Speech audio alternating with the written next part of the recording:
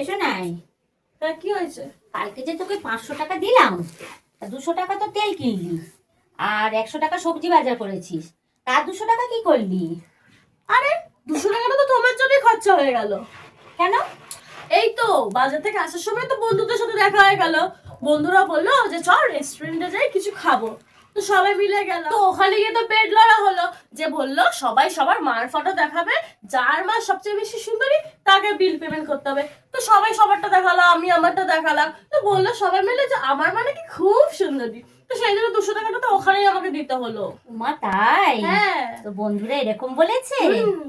ঠিক আছে সোনাই, তুই বস, আমি একটু চা তোর জন্য আর একটা ডিমের অমলেট করে নিয়ে আসি। ঠিক আছে। কোনটা বাকি?